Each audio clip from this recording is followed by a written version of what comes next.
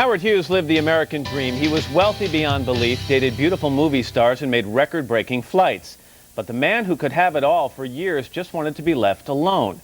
Because of that, much of his life has remained a mystery until now. Author Richard Hack uncovers America's first billionaire in his new book, simply called Hughes. Richard Hack, good morning. Good to see you. Thank you very much. You say, I'm fine, thank you. You say this is a different perspective on Howard Hughes because the other books have been written based on stories told by people who knew him. You think this is his point of view. How could that be? Well, I made the effort to try to get inside his mind. This is he was America's first billionaire, and he was a famous film producer after all. He did, you'll recall, The Outlaw with Jane Russell and the Breasts, and he won the first Oscar award for the best comedy film. He also flew around the world setting records. He also bought half of Las Vegas, and he also was America's #1 defense contractor, and he dated all those beautiful women that you know, Katharine Hepburn, right. Bette Davis, Lana Turner. But the fact was, this is a man that absolutely was elusive. To everyone who knew him, they knew him differently. So you interview someone, and they will give you a different story each time. He demanded his privacy. He was obsessive about it, and yet he had the people who work for him keep detailed records of every move he made, from the time he ate to the time he went to the bathroom. Why? This is the story. He did not have that done. They did it so they could keep track and refer to it, because he was so compulsively controlling that when he would talk to them, they'd have to know exactly what he was talking about. He had an incredible memory. Did he know they were keeping these records? No. He did not know they had the records, and when he found out about it, he wanted them all destroyed as they were going. He thought they were destroyed. The fact that they weren't destroyed would have killed him if he hadn't already been dead. And it's some of those documents that were kept about him that you scoured to write this book. Over 110,000 pages I rifled through. You say he was known as a great ladies' man. However, you say perhaps that was a bit of a myth, that he was not all that great a lover. He dated Katharine Hepburn? Yes, he certainly did. She moved in with him at one point, brought the maid, the butler, and the 3 dogs. Why did she move out? What happened between the two of them? Well, she found out that he was dating Bette Davis. That sort of puts a crimp on things, you know, when you think you're the only one. He proposed to all these ladies, mind you. And then they'd all find out that he had somebody else on the side. When Ginger Rogers found out, she threw a bag full of jewelry at him, only to learn the next day that he also repossessed her station wagon that he had given her. We have a photo that I think was the last picture ever taken of Howard Hughes, and the weird thing is it was taken 25 years before he died. That's right. Why did he retreat so thoroughly from the public? Well, for one thing, he didn't have to deal with them. He had so much money that he could lay naked in a bed, blacked out room, talking on the telephone, and do all his business. Everybody else was out there doing it. And on top of that, he was a sociopath. He didn't like people. He didn't like, even his aides, who were the only people he saw, he didn't allow to talk to him. You talk about the cleanliness issue, the fear of germs. Yes. Perhaps a result of the way his mother raised him. Definitely. She would wash him down with lye soap every morning. She would check his teeth like a horse. She looked in the toilet at his feces to see if there was tapeworms. But mind you, it was a time that there were... This is a special report from News Channel 4. Good morning, everybody. I am Jane Hansen in the News Channel 4 studio this morning to bring you some news. We are looking at a picture now of the World Trade Center, and we have an eyewitness on the telephone who tells us that he has seen an airplane crash into the World Trade Center. His name is Tony Arrigo. He is on East 12th Street. Tony, can you please tell us what you witnessed? Yes, I can tell you what happened. I was taking the garbage out of the building when we heard this roaring engines coming. We looked up and there was a plane. Next thing you know, we heard boom. We ran up to the corner and hit right into the World Trade Center. Tony, can you tell us what kind of an airplane is it? It had to be a 737. It had to hit the World Trade Center. It was a big, big plane. Okay, and what do you see at this point? Oh, smoke and screaming and, screaming engines, and all the fire engines and police departments are all traveling down that way. Oh, my God almighty, the black smoke all over the place. I hope there's got to be somebody killed in it and poor people that went to work. Well, Tony, we don't have any confirmation from any officials of this happening. Just repeat again, you were just going outside. I was bringing the garbage out to the freight entrance when we heard this roaring engine. We looked up and there was the plane. Next thing we know, in a matter of seconds, we heard a boom. We went to the corner, and there it was, right in the middle of the World Trade Center. Where are you standing right now, Tony? I'm right in the building right now. Okay, and what do you see at this point? Oh, people all staring up there, looking at it and all. Oh, my God, the smoke is coming out, black billow smoke. Okay, you can see we are physically looking at one of our sky cams right now. We can see billowing smoke from the top of the World Trade Center, Tony. Yeah. Are there other people that are around you at this point? Is everybody in pretty much of a state of shock? Oh, of course they are. People are all in shock. The people in the building are in shock, going out. My God Almighty, this is a real disaster. This is worse than the one that hit the Empire State Building back in 1939 or 38, whenever that was. Okay, Tony, how long ago did you witness this happening? Oh, come on, 10 minutes ago. 10 minutes ago? That's about all. Okay, and again, we're putting our camera in. We are pushing our camera into the top of the World Trade Center, and we can see that there appears to be some fairly significant damage to the top of it. Oh, yes, there's got to be at least 15 floors that were hit with the plane. Tony, you know, I'm keeping asking you to describe this for me because as I'm telling... What had happened was I was taking the garbage out of the building to go into the freight entrance to dump it. When I heard this big roaring going, what's going on? I looked up, and there's this plane zooming right over, not too high up. And then the next thing I hear in a few seconds was boom.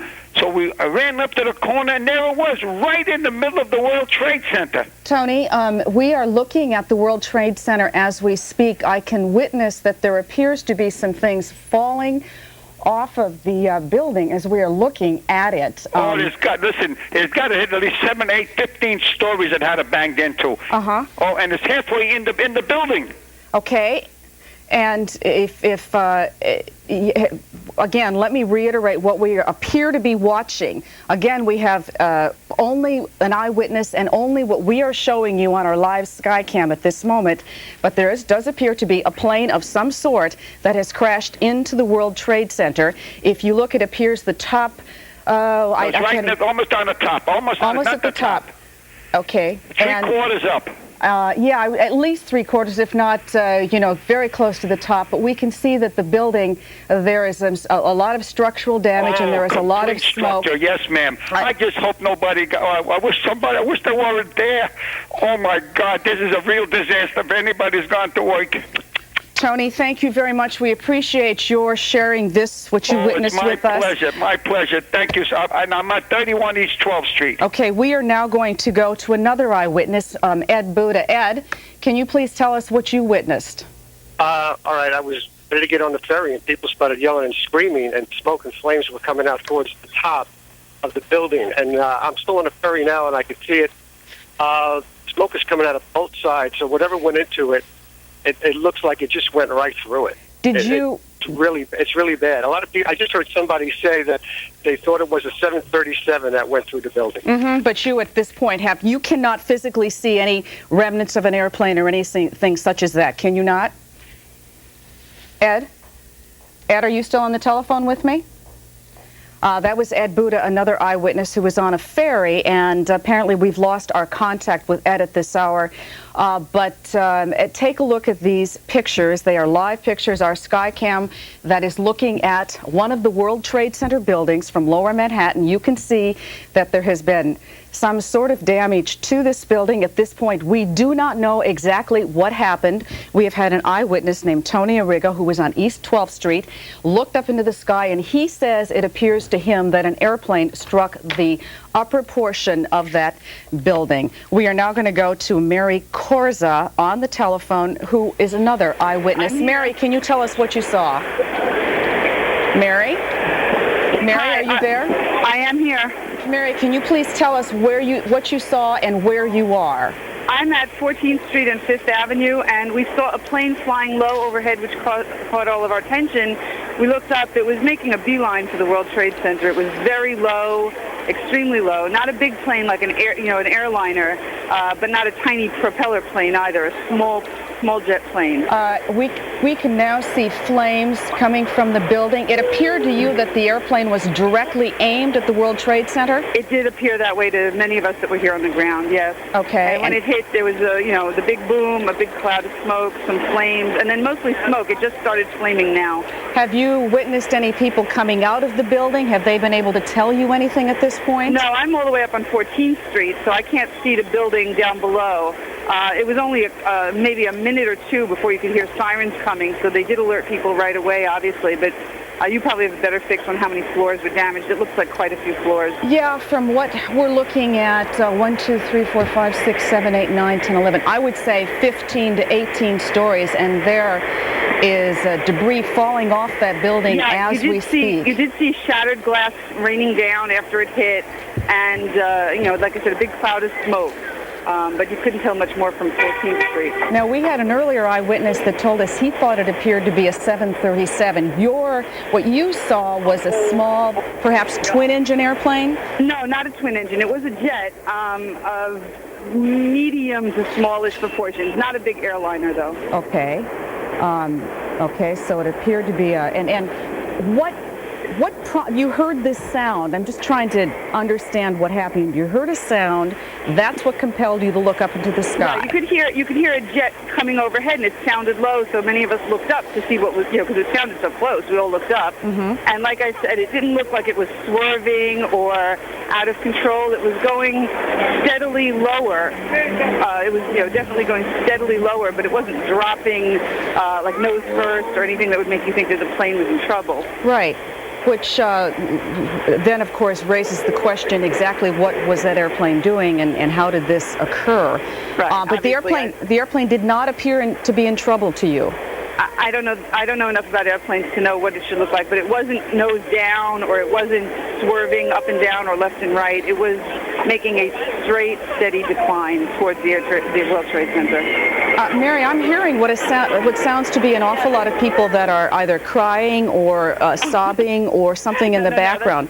That's my baby wondering why I'm still standing here. But there are a lot of us who are shaking or with tears coming down our faces because it's mind-boggling to think about how many people are up there who, aren't anymore. Exactly. And Mary, again, thank you very much. I appreciate your comments with us this morning, and I'm certain it was quite a frightening sight to have watched this. Let me reiterate what we think you're looking at. And again, we have no confirmation of exactly what happened, but it is obviously clear that something has hit the World Trade Center, shattering the windows and much of the building from what appears to be perhaps the top 15 to 20 stories of the building. We can see thick black smoke. We have seen flames erupting from it. We can tell you that we've had we've 3 eyewitnesses on the telephone. Mary Koza, who's been on the phone with us, has just told us that it appeared to be a medium-sized jet. She heard a sound, a buzzing sound, looked up, and she saw this airplane going into the building. Now, Mary said she did not know if the airplane did not appear to her to be in any kind of trouble, but again, she obviously said to us she did not know enough about airplanes to know exactly what happened. We obviously at this moment are trying to find out exactly what did happen. There are numerous emergency vehicles and officials that have raced to this scene. We do not know in terms of injuries or fatalities. We have absolutely no information about that at this point in time. All we can tell you is that something has obviously crashed into the World Trade Center, and our eyewitnesses have told us it was an airplane of some sort. There have been some reports it might have been a 737. Others have told us it could be a medium-sized jet of some sort. And again, we had a gentleman tell us that he was simply taken out the garbage and I can talk. And that he looked up in the sky and he saw this happen. And of course there was a lot of shock and a lot of sadness from the people who looked up into the sky and witnessed this just a short time ago. You can see we have We have Chopper 4 is now on the scene. April and Monica, what can you tell us from your vantage point? Well, what we can see right here as we were coming up the Hudson River, we can see thick black smoke indicating the fire is still going on right now in the World Trade Center. For as far as the eye can see, and you can tell right here at the top of this tower, there's a huge gaping hole, flames still inside, thick black smoke still coming out. We have not been able to see what, if any, kind of an aircraft is inside the building. This is the best vantage point right here, and as you can see, just a huge gaping hole throughout the entire side of this tower right now. April, can you see down to the street to see what might be going on down there? Are there signs of the people that have evacuated the building? What can you tell? Can you see anything down there, or are you simply not close enough at this point? We are simply not close enough right at this point. We are following the smoke in the air right now. There are several boats and watercraft, as we can see, in the river right now. We'll try to get a better vantage point and see what we can see on the ground. It's a little difficult from the air because the buildings kind of shadow the streets, but no doubt a lot of activity on the ground right now. And in terms of the firefighting capabilities, when you get up to this high level, I assume the firefighters have got to get up there and, fight it from inside. Oh. If you're taking a look now, you can see that we've just had another explosion, and that is considerably lower. And is that in the other building? Is that what I'm witnessing? That apparently does look like it is in the other building at this point. And that looks to be lower, which means there, obviously there are considerable numbers of stories above that explosion that we just saw. Perhaps we can get another look from one of our sky cams that can take a different angle. Yes, you can tell that it now appears that both buildings are suffering some kind of damage this morning. My colleague Glenn Walker has just joined me here in the studio, and Glenn, I don't know if you've received any other information, but perhaps you can again go over what we do know at this point, which is pretty much visual and what eyewitnesses have told us. Well, I would hate to speculate, but that looks like a completely separate incident right there. I mean, this building has been the subject of terrorist attacks in the past, and I certainly wouldn't want to speculate at this time, but that is a separate explosion. Yes, it is. In the other building. Now, we have tried to get a hold of the Port Authority, which manages the building. We haven't been able to get an answer. We did call MTA, and the MTA says the subway service as of right now is continuing, so that's not a problem because it's obviously very below, but I imagine that will change very quickly after what we just witnessed. That was a dramatic explosion. Again, it was in the separate tower than the one to where the plane just crashed into about a half hour ago. Yes, and again, there was no sign of any airplane close to that explosion, nor was there any reason to believe it would be that it could have been an after effect or a repercussion of the original, what we believe was an airplane going into one of the twin towers, and both of them now appear to be on fire. We have no word of casualties, injuries, fatalities. What you can see is heavy, heavy black smoke. You can see flames.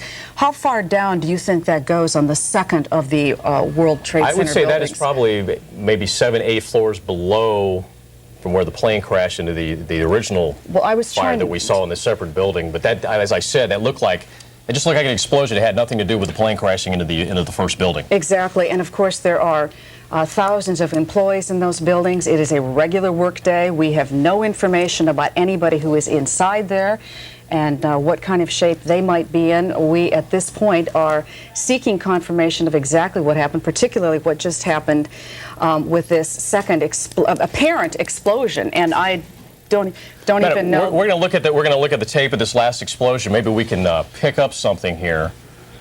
We said we were talking about what was going on, and then suddenly there was a big explosion in the second building. There it is. There it is right there. Seems to be completely unrelated to the first one. I didn't catch it, but I have to say it looks like something went into the building. Yes, possibly another airplane. Well, perhaps from the other side, because we've only got the one vantage point here. What we can tell you about the building on the right is that eyewitnesses have told us that I'm sorry. Okay, I'm sorry. we have another witness on the phone. Arlene Morris, are you there? I am. Can you tell us what you saw? Yes, I was sitting at my desk and I heard this big boom, a loud sound. And when I looked out the window, the top floor on the World Trade Center there's flames that's coming down, crashing down to the ground on the west side. All the cars, and they were like running into each other, and the flames just started coming down real hard. Then another sound exploded again, another impact. What building are you in? How far away? I'm in the World Finance Center, but my window is opposite side to the World Trade Center. I'm in the C Tower. Did you just see another explosion? No, I heard it because I'm holding on the phone with you.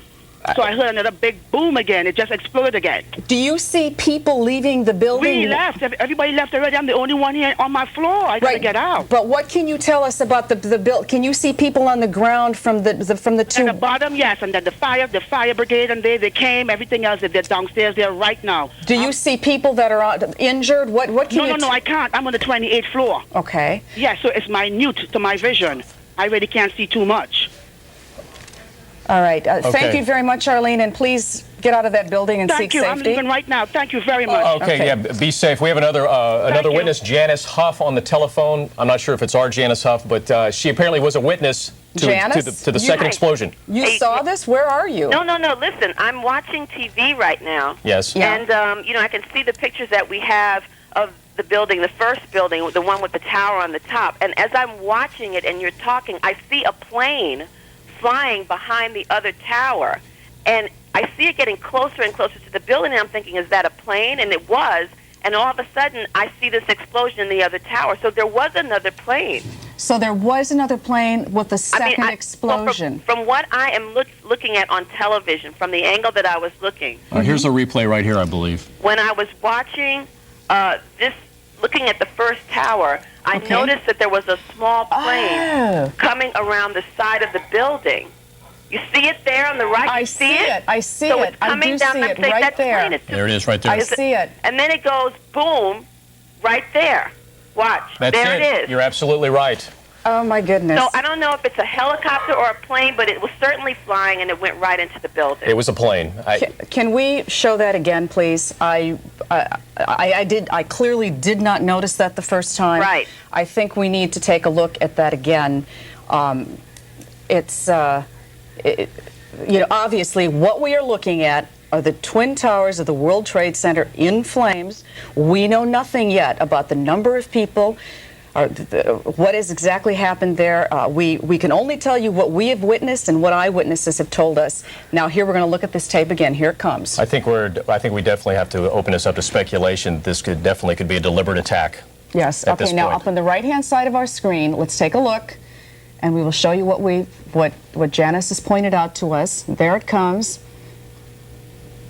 It's not in the screen yet. It's not in the screen yet. Up at top, there it is. You see it coming down. Do you see that coming in? You can see that. It looks... It goes between the two buildings. And it's coming right for it. Right there. Yep. Right there. There it is. There. It's right for it. Obviously, we know nothing more than what we're looking at. We should tell you at this point that all 3 New York City airports have been shut down. We know nothing about who or what might be responsible if indeed this was an attack. Again, we've had eyewitnesses on the telephone talking about the first explosion. We had 2 people that told us that they saw an airplane, medium-sized airplane, going into the first tower, and then we just showed you what we saw on the videotape. Yes. Let's go to April and Monica up in Chopper 4 with some more information. April? April, can you hear us?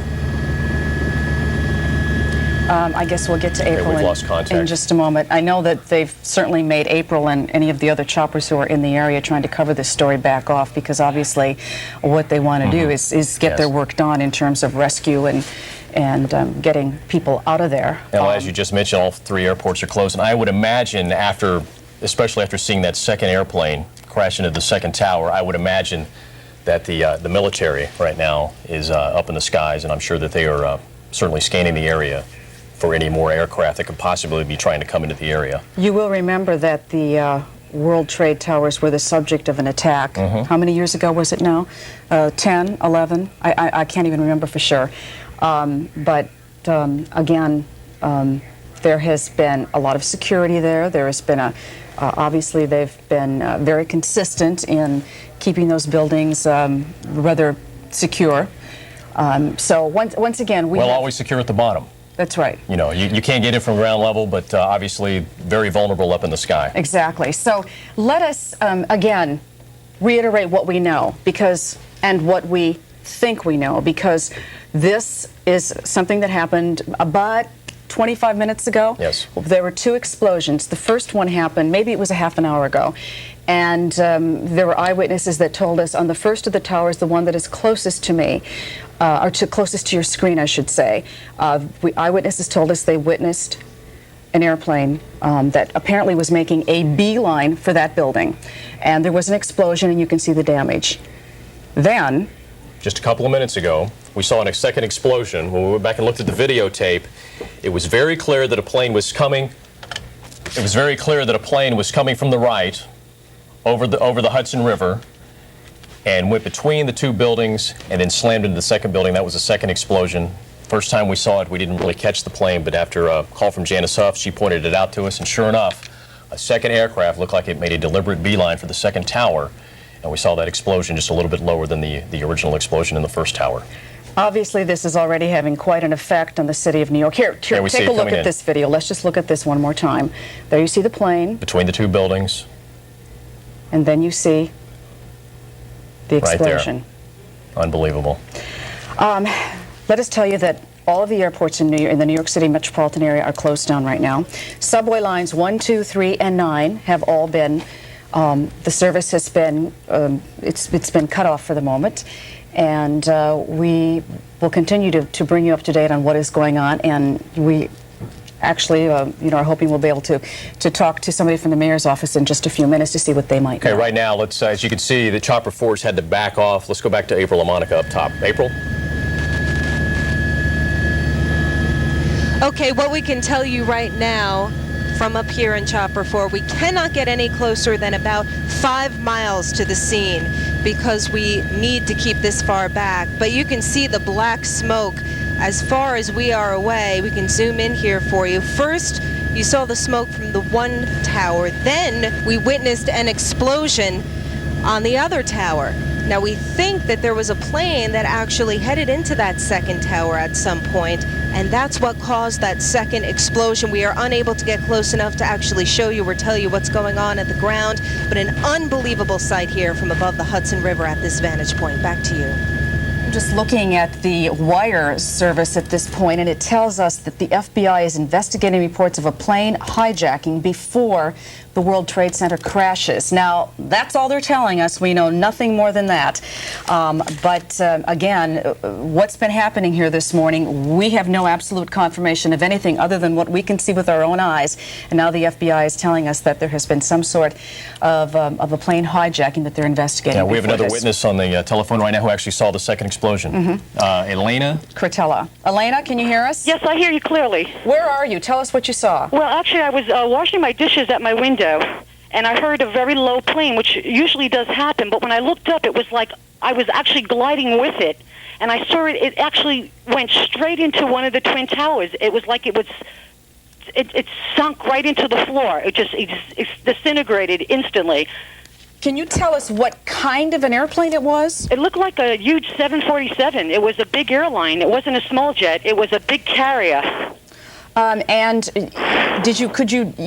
you couldn't see anybody? Could you see a pilot or any such thing? No, I actually was. It was like side by side. It was like I was right behind it. It was huge. I couldn't believe how low it was. I was telling my roommate, this plane is very low. And I actually saw it go straight into the Twin Towers. Like, why is he going into the building? It was like it was almost deliberately glided into the building. Elena, where exactly do you live? Where did you see this from? Battery Park City? No, I'm in the East Village on 13th Street.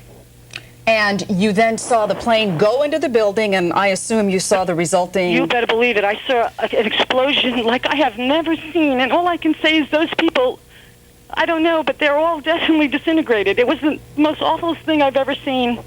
It was so sad. I was like a nervous wreck. Well, I don't blame you. I appreciate you. It really was awful, and all I can say is we should pray for those people, because it looked to me that it was deliberate. Unless the pilot had a heart attack, it was like this big 747 just went right into the floor of the Twin Towers.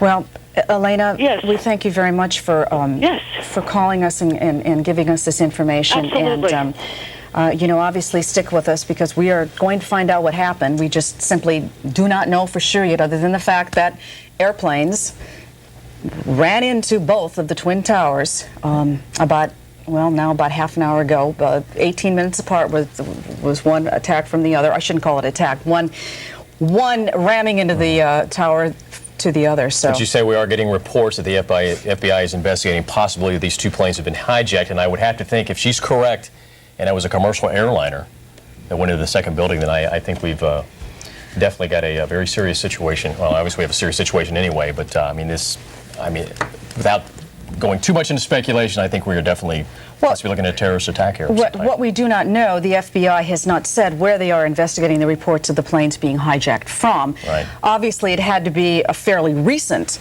hijacking if that's indeed what happened, because there were no previous reports that would have led to any kind of speculation about what was going to happen next. If we might, could we take a look at that video one more time that shows the second explosion? The first explosion happened at about 10 minutes to 9 this morning. The second one was about 18 minutes later. And here we were on the air, and this is what we saw. Look over to, you're going to look over to the right of the screen, and in just a couple of minutes, as we widen out here, you will see what it appears to be a relatively small aircraft moving into the shot. Do you see it in the upper right? Coming in.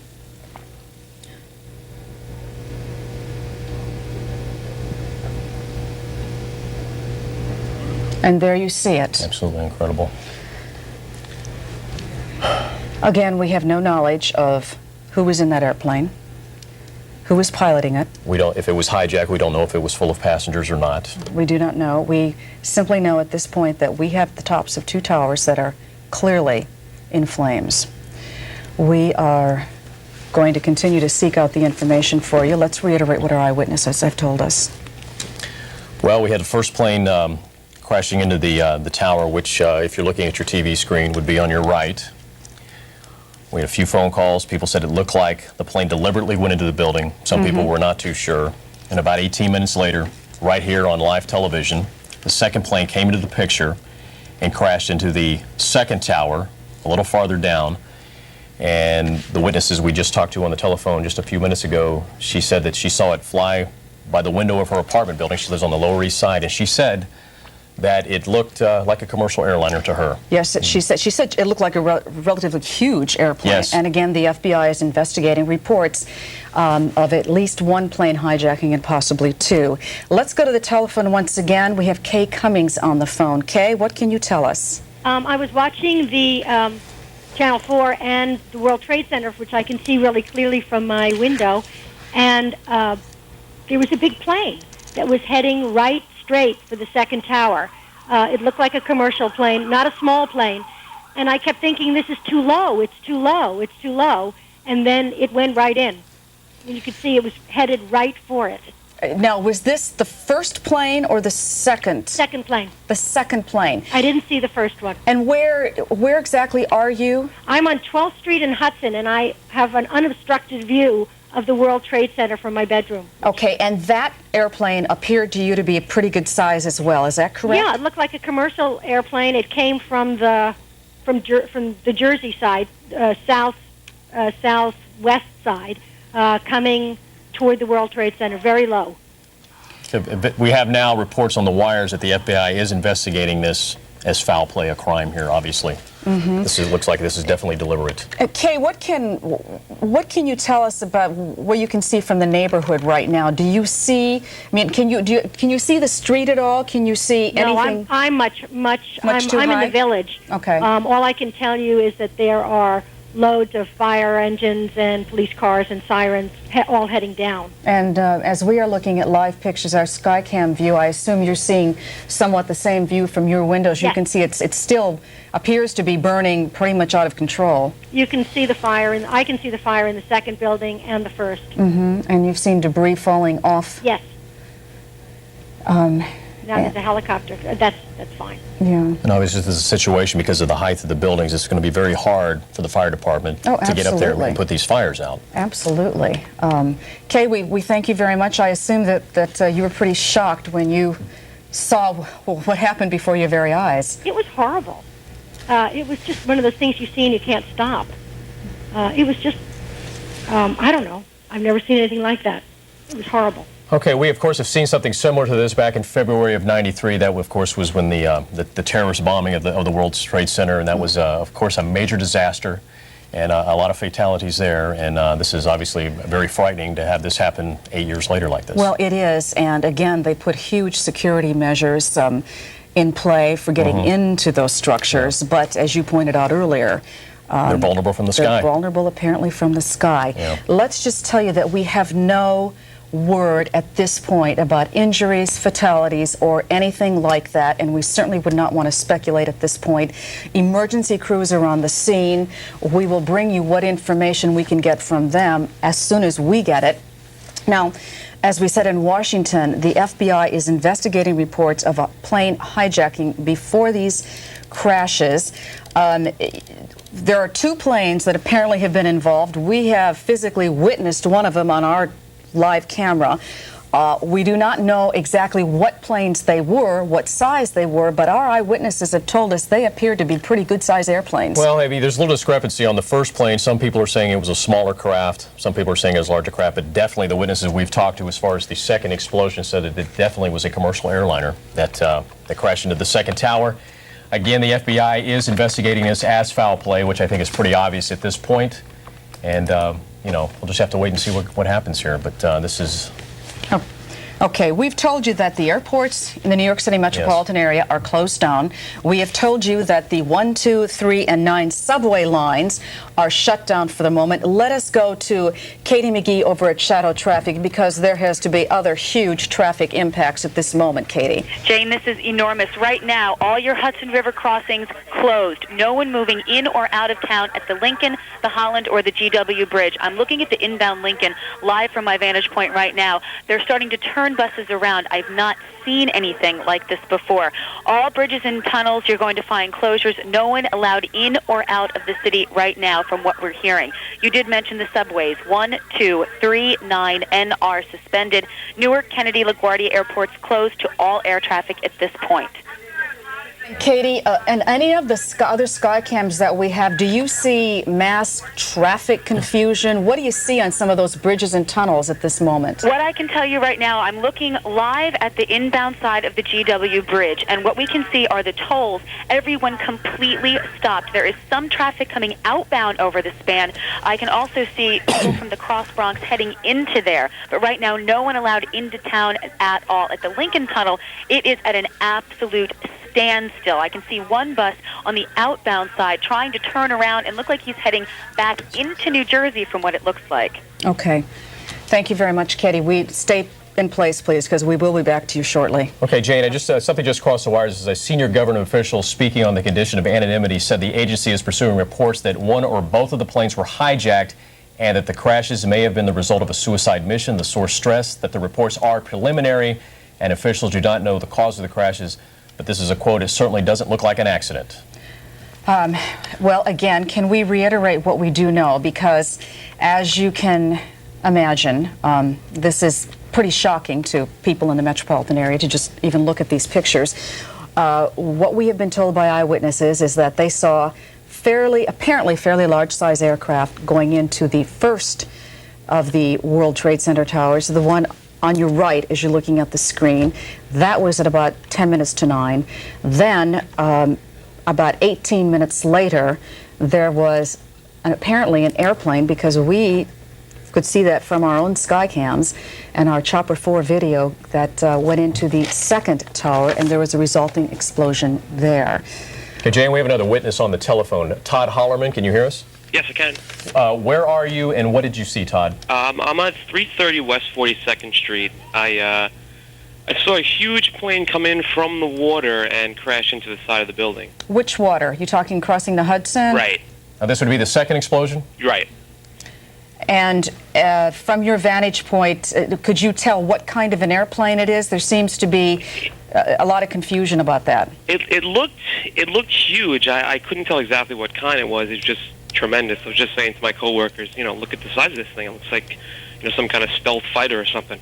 And what you saw, was it deliberately aiming for the building? It didn't appear to be a plane that was in any kind of trouble, anything like that. Right. I mean, I thought I was watching like a movie scene. It was moving in quickly. It was moving in close, and then it was just, you know, boom.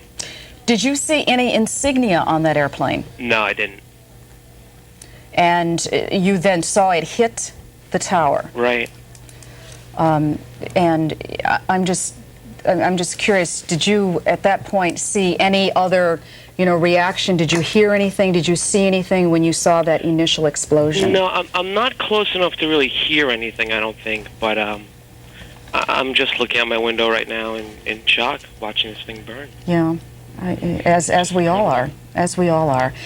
Todd, thank you very much. We appreciate it, and we appreciate your information. Sure.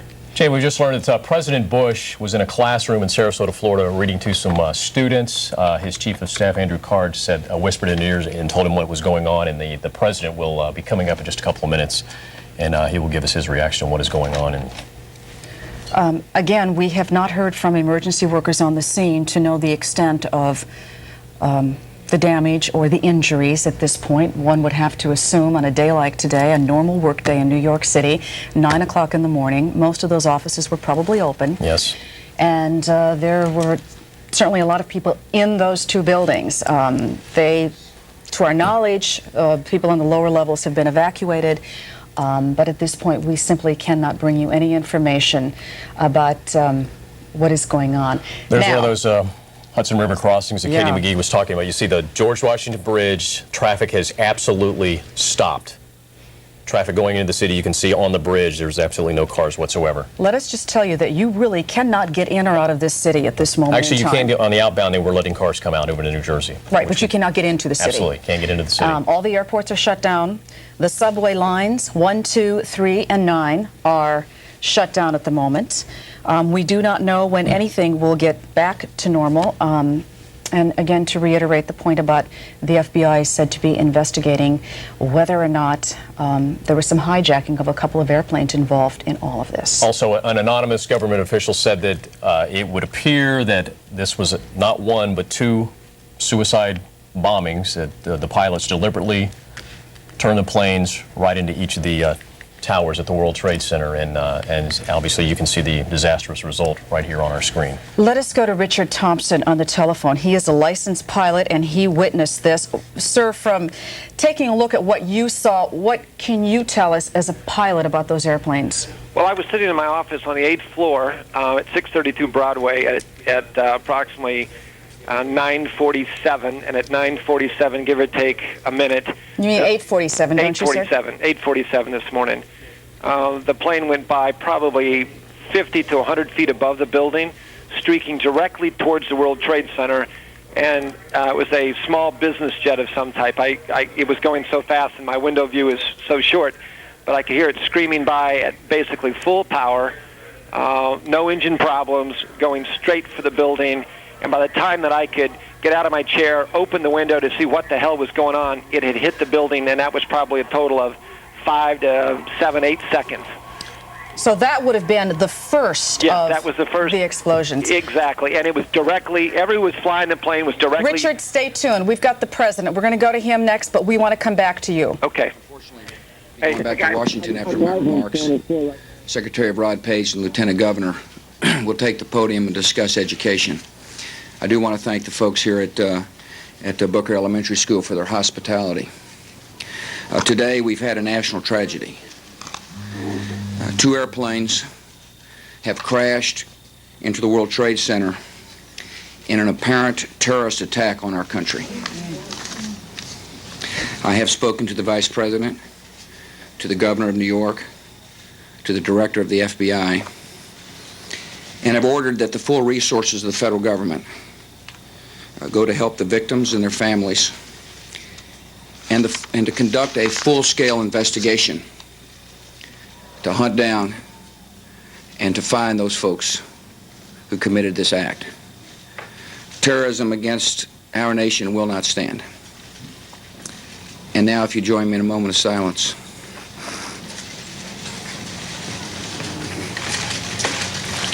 May God bless the victims, their families, and America. Thank you very much.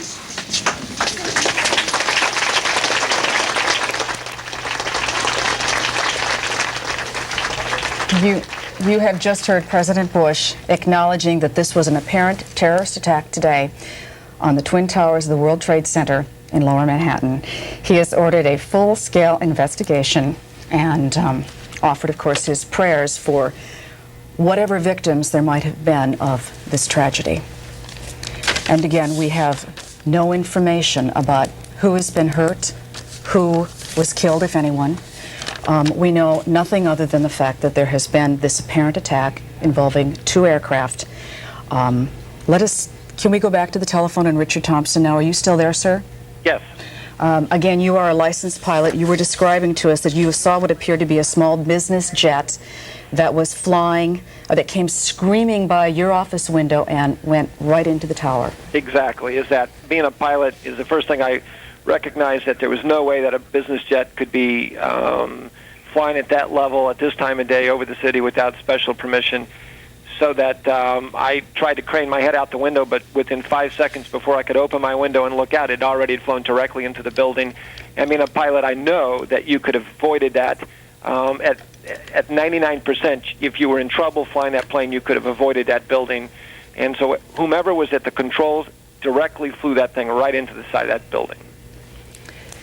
Could you, again, did you see the second aircraft? Apparently it might have come in from the other direction. No, I couldn't see it. I was looking at the building when it hit, and I saw my colleague Tim Lufkin and I saw it hit the building, but we did not see it fly into the building. We saw the explosion from it.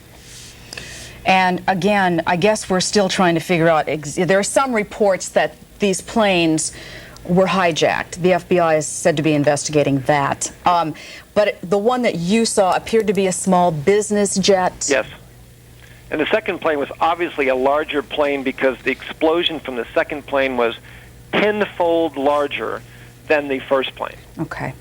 Mr. Thompson, we appreciate very much the information you've given us this morning. And may God be with all those people, because this is going to be a tough day for all of New York. Yes, it is, and we thank you. We now have reports that the New York Stock Exchange is being evacuated in the wake of the disaster at the World Trade Center. They had planned to open as normal, so right now everything at the Stock Exchange is on hold. And right now, let's go down to Joe Avalar, who's on the street downtown. Joe? All right, we're down here in Soho, as a matter of fact. You're looking at a picture from Prince and Worcester Street, and on the ground you can see what has happened all over Manhattan. People are stopped and they're staring. They're looking up and they're trying to figure out all of what's happening. In talking to some of these people, I met someone, Philip Russo, who actually witnessed the whole thing. You were driving east on Bleecker Street, that's correct? That's correct. I was driving east on Bleecker Street. Have you step around this way? Put it all in the background. I heard what sounded like a jet flying very low. I looked up, I saw a blue and white jet, 2 engines, going obviously in the wrong direction. You were thinking jet, you were thinking 737, something like that, a large jet. A large jet, a large commercial jet, but with no markings that I could identify other than blue stripes on a white plane. It sounded too low. I looked up, it looked too low, going in the wrong direction, and I followed it into the building. Flew straight into the building? Straight into the building, dead on, disgusting sight. Then you continued to look up at the building and you saw the second jet. Well, then we were looking for about 5 minutes, just in horror at what happened, saw a second jet coming from the west that looked identical, both in color and in form, and it smashed right into the second building. Huge explosion on this side facing us. Now we're all standing out, we're staring at the building, all of us, in horror. Yeah, it's the only way to describe it. Horror, sadness, and disgust. You talked about fear and being scared. What next? And feelings of vulnerability. 2 huge planes crash into, the World Trade Center. What's going to happen next? Mr. Russo, thank you very much for talking with us. As we look back up at the World Trade Center, and I know you can see it better with helicopters, but you can see it from the ground here as well. The picture that we are looking at, that most of Lower Manhattan is looking at, flames inside the World Trade Center and the huge hole, and we can all see how the flames have spread to upper parts of the building, how it's billowing out of the building, and how the other building is occluded.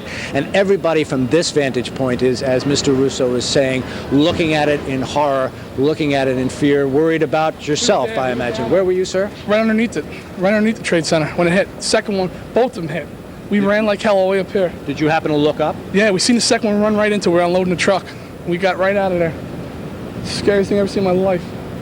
The planes never veered, did they? The jets just went right into it. The second one, we heard the first one and seen everything flying out of the building. And the second one, we actually seen run right into the building. It came right from behind the building and ran right into the other side of the first tower, the further one down. It's a terrible question, but what are you thinking about when you're looking at something like that? I'm telling you, we ran because stuff was flying everywhere. It's the scariest thing in my life. And that's... Never seen anything like it. Never seen anything like it, man. And your name, sir? Sean O'Neill. Still tell my wife I'm all right. It is a way for people to let them know everybody's okay as they stand and watch this in horror. You're just walking through the area, sir? No, I was with him. You were with him? And we heard the explosion. And I'll never forget that explosion, I'll tell you that. We were just under some scaffolding and debris started falling all over the place. Now, people here talked about the second explosion and didn't think it was that loud, didn't feel that it was... We were there. It was loud. I'm going to tell you that. We were right there for both of them, and it was loud. Windows coming down off the building. We just had like rocks and stuff, just every type of debris you could think of, just falling all over the place. Now, you were there when this happened. Yes, we were right there. Why did you stop up here in Soho and then turn around and look at it? You just have to see what happens. First time we turn around and look. You really, we're just running from there. I mean, First be to honest run with you. for safety, basically. Yeah. To get out of there. And I don't know why. There's a whole bunch of people driving down for someone down there, just blocking the fire trucks and everything. We were trying to clear the streets and let fire trucks go through. And it's a madhouse down there. It's madhouse. That's really a good point to New Yorkers who may be watching us, however they're watching or listening to us right now, is to try to get out of that area to let the emergency crews do what they need to do. Yeah. Because there are clearly people still trapped up there, and firefighters and emergency crews still need to do a lot of work. And you can see as we're standing here that fire is spreading to different parts of the building, different floors, as it continues to engulf the building. Just a horrible, horrible sight from here in Soho. It is sad. Saddest thing I've ever seen, man. Shoo. It's sad. It's nothing like I've ever seen. Nothing like anybody here in New York has ever seen either. That's the scene here from Prince and Worcester Street, and we'll talk to some other people as time goes on. Joe, you are not close enough to... Okay, apparently Joe cannot hear us, so thank you, Joe. We appreciate that. Obviously, we are, again, trying to ferret out all the information we can about exactly what happened in Lower Manhattan this morning. The president has said it was a terrorist attack. There were 2 airplanes involved. Dozens of eyewitnesses have told us that. One of them appeared to be bigger than the other. The second bigger than the other. And we all witnessed it right here on live television. Caught us all completely off guard. A normal work day here in Manhattan has come to a standstill. We've been told that the subway lines 1, 2, 3, and 9 have been shut down. All the Hudson River crossings have been shut down. The New York Stock Exchange has closed down for the day. And right now, a lot of people are just stunned in shock. Again, 2 airplanes, 2 separate incidents, minutes apart, crashing into both towers of the World Trade Center. And you certainly see the result as far as the structural damage. I mean, it is major, and as you said, President Bush said that this is an apparent terrorist attack. We expect to hear from Mayor Giuliani in just a couple of minutes. Governor Pataki is in town. As a matter of fact, he does have an office in the World Trade Center, but President Bush says that he has talked to the governor. Right. So as far as we know, the governor is okay. And like I said, we should hear from Mayor Giuliani in the next couple of minutes. But again, to reiterate, we know nothing about what happened to the people who work on in those floors, in those buildings. So we are simply waiting to find out about injuries and casualties, if indeed that's what happened. So you were looking at a scene that one would wish you could never witness in a city like this. And of course, this is the second major attack on the World Trade Center. There was the bombing back in 1993. And of course, that was at the bottom. And the top of the building, obviously very vulnerable, and we certainly witnessed that today. Right, with all the security changes that they've made on the bottom, so nobody can get up there without the right kind of clearance. But it's vulnerable to attack by air. Absolutely, you can't stop it up there. We are going to once again go to Katie McGee because, as we've been telling you, the city is literally at a standstill. No one's being allowed in from any of the river crossings. And the subway lines have been shut down in that area, and the airports are all closed. Katie, what more can you tell us? Jane, this is the latest. The city at this point is at a standstill. All 3 major area airports, LaGuardia, Kennedy, and Newark, are closed at this point to all incoming and outgoing traffic. All bridges and tunnels. No one is letting any traffic head into town. At this point, outbound, you are going to find some people. We just saw some folks that had been sitting in one of the tubes coming out of the Lincoln Tunnel. They were allowed out, but now everybody being turned away. We also saw a backup down near Canal Street waiting to get into the outbound Holland. Those people also being turned away. At this point, again, no one being allowed to head into the city. For all intents and purpose, all train service suspended is what we're hearing at this point. Police are saying, please leave the city if you can. Of course, this is rough because of the way traffic is right now. You really, really want to steer clear of anywhere south of Midtown, and again, everyone right now being turned away. We saw traffic trying to get into the Lincoln Tunnel, actually turning around and backing up buses, New Jersey Transit buses, bringing people back into New Jersey, never even making it close to the entrance to the Lincoln Tunnel. Katie, what do you think right now would probably be the best way to get out of Manhattan? Probably head up the FDR and the West Side Highway? At this point, you're going to want to try and get as north as possible. I can see from one of my cameras live right now the westbound Cross Bronx heading in towards the outbound George Washington Bridge. Traffic is in an absolute crawl right now, but they are letting you get onto the bridge and from what it looks like, come in over it and back into New Jersey. I do see traffic coming outbound George Washington Bridge, inbound again, completely stopped. If you were planning on heading into the city, even if you think you may still have a meeting, at this point, again, you're being advised to please stay where you are. For example, if you lived in New Jersey, your best bet probably would be go through Westchester County, cross the Tappan Zee Bridge, and come back down? You may want to try that out. Let me take a look right now and see how my Tappan Zee Bridge camera looks. Just bear with me for 1 second, and I'll tell you. Actually, it looks like right now, traffic heading into Westchester is moving, but it's at a crawl. Again, at this point, things are happening so rapidly. If you were to leave home in Westchester right now, I can't tell you you'd definitely be able to get into town in another half an hour, 40 minutes or so. Well, it sounds to me like Jane, we're just getting a report that there's been an attack on the Pentagon. This is the Pentagon. This is from the network. This is the Pentagon in Arlington, Virginia. These are pictures that have just come in to us here at News Channel 4. You are looking at live pictures of what appears to be an attack on the Pentagon. We can tell you nothing more than what you were looking at. This is approximately an hour ago that we had one airplane crash into the northern of the World Trade Center towers, and about 18 minutes later another airplane crashed into the southern of the towers, and now we have this. We also hear that the first plane that hit the World Trade Center was apparently hijacked after takeoff from Boston. It means there's a very good possibility that that plane did have some passengers on board. Do we know what kind of an airplane is it? What does it say? It doesn't say? At this time, it does not say. It just says the first plane that hit the World Trade Center was hijacked after takeoff from Boston. That according to a U.S. official. Now, according to the pilot that we had on a few minutes ago, he said that appeared to be a smaller jet, business type of jet. Yes. So perhaps it was some sort of a commuting airline or something like that. Let us go back and listen to what President Bush had to say a few moments ago. This was before this latest explosion at the Pentagon. Today we've had a national tragedy. Two airplanes have crashed into the World Trade Center in an apparent terrorist attack on our country. I have spoken to the Vice President, to the Governor of New York, to the Director of the FBI, and have ordered that the full resources of the federal government go to help the victims and their families, and to conduct a full-scale investigation to hunt down and to find those folks who committed this act. Terrorism against our nation will not stand. And now, if you join me in a moment of silence.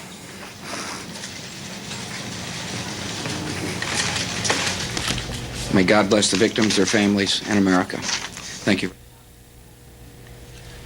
This was President Bush about 20 minutes ago, but now let us tell you that since that statement, there has been an explosion at the Pentagon, and we have on the wire now a story that says an Associated Press reporter saw the tail end of a large airliner plunge into the building.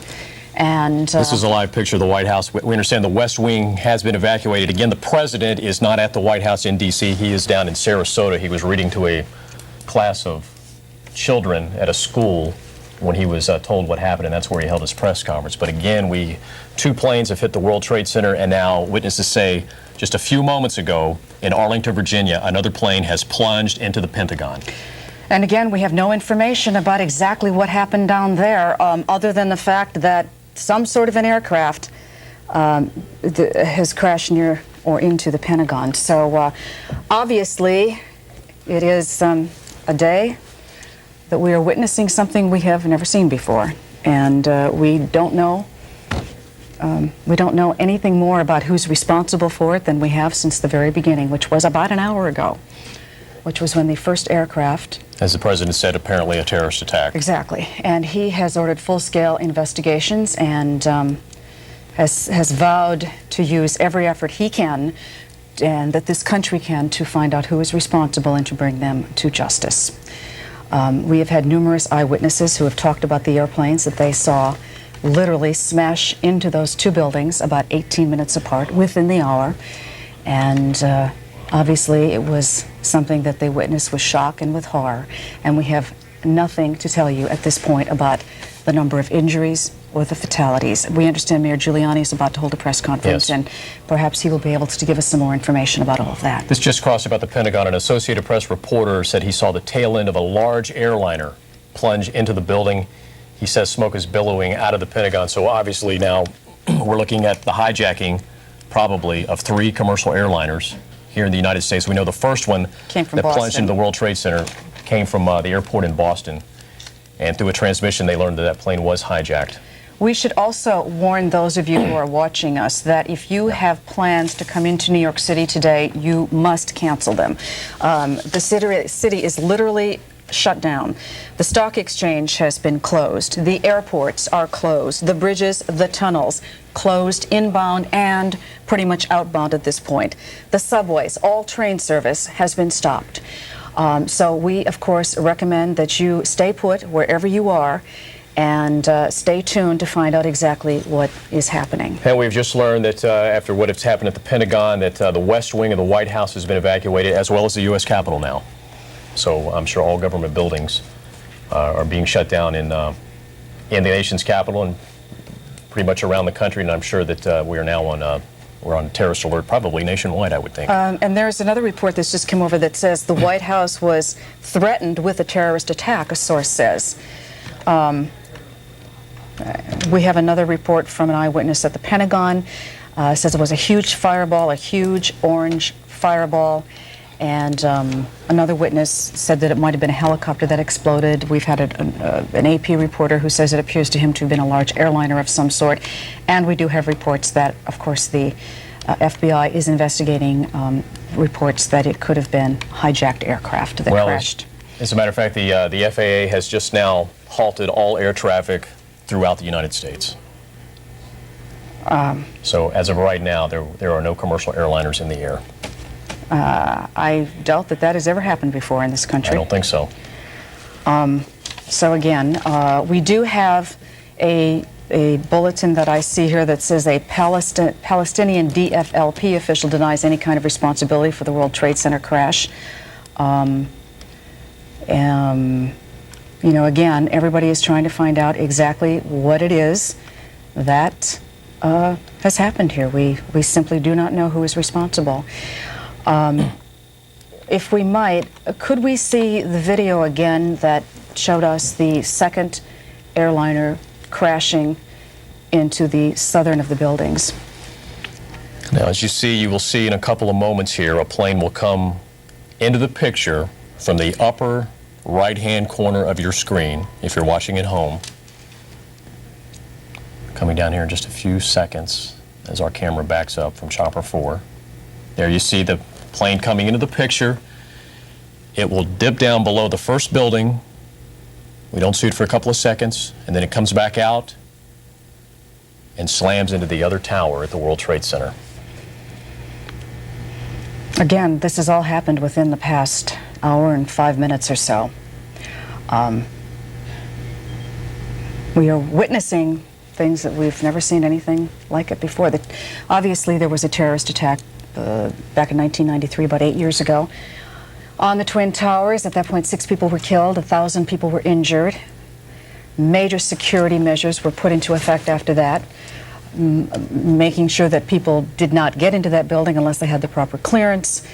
But obviously the buildings today were vulnerable to air. We do not know anything about the people who were working inside those buildings. Obviously it's a full work day in New York City, a Tuesday in September, and it's also primary day. So people were going to work as usual. Now, it happened a few minutes before 9 in one of the buildings. Yes. Well, one would assume that maybe some of those offices weren't quite open yet. I would think so. A lot of people had not arrived to work. We certainly hope that is the case. As you said, the first explosion, the first plane slamming into the first building, a plane that was hijacked from Boston, happened about 8:50, somewhere between 8:50 and 9 o'clock this morning. And it was 18 minutes later, we saw right here on our live picture from Chopper 4, the second plane, which witnesses have described as a full commercial airliner, slamming into the second tower. And you saw the dramatic explosion. And of course, just a couple of minutes ago, witnesses say that another commercial airliner has slammed into the Pentagon down in Arlington, Virginia. The U.S. Capitol and the White House have both been evacuated, and we understand that the White House had received a threat of a terrorist attack. Now we're looking back at the Pentagon. Again, you can see the smoke billowing from there. We have no other information at this point about casualties or injuries or exactly what it was that smashed into the Pentagon earlier today. That happened, what, 25 minutes ago, 20 minutes ago? Something of that sort. One of the other pictures we actually saw a member of the military in full fatigue. Outside the White House. Outside the White House, fully loaded and ready to go for anything. We expect that Mayor Giuliani is going to be speaking shortly. As you can imagine, I'm sure there is a scene of much confusion now at downtown in Lower Manhattan, outside the World Trade Center towers. We have just been told that the Pentagon is being evacuated at this point. And we're looking back at the World Trade Center towers here. The smoke continues to billow. The fire is clearly not under control yet. Jan, we have another witness on the telephone of the second plane slamming into the second tower. His name is Robert Thomas from Brooklyn Heights. Can you hear me, Robert? Yes, I can. Can you tell us exactly what you saw? I was on the roof deck of my building watching the fire from the first explosion, and I was on the phone with my parents in Florida, and I watched the second plane coming in from Staten Island-ish area, and I was telling my mom on the phone, that plane is too low. I can't believe it's that close to the building after the first one hit. And it was a gray on the top plane.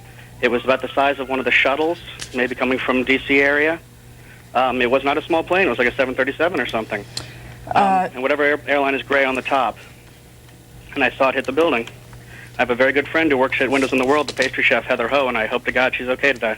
Have you attempted to reach her? I tried to call her at home. The work number is busy, of course. And I tried to call her at home and got her message. Okay. Again, we've been talking about how the FBI is reporting, or is investigating reports that at least one aircraft, if not two, were hijacked earlier today.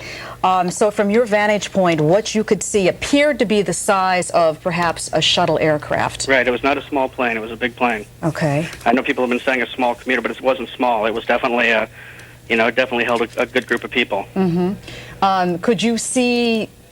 Could you see anybody through the windows or the cockpit of that aircraft? No, or were you too far away? It wasn't that close, but I could clearly see the plane coming in. I could clearly see it aiming straight for the building. It was in a long, swooping motion. It wasn't a jerky flight. It went straight into it. Oh, my. And it was it was so low, it was unbelievable to watch.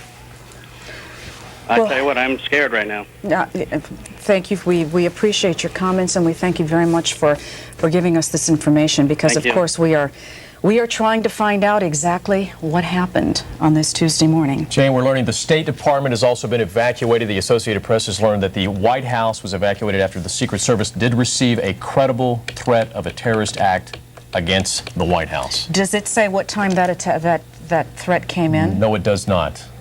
So we don't know if it was before the planes crashed into the World Trade Center or after.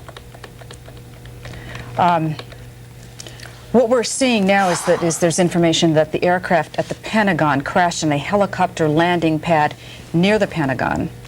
Again, the West Wing of the White House evacuated amid threats of terrorism. As well as the U.S. Capitol and the State Department now. Exactly. One of the planes, we're also being told that one of the planes that crashed into the World Trade Center had been hijacked after takeoff from Boston, as you've just said, citing a transmission from that airplane.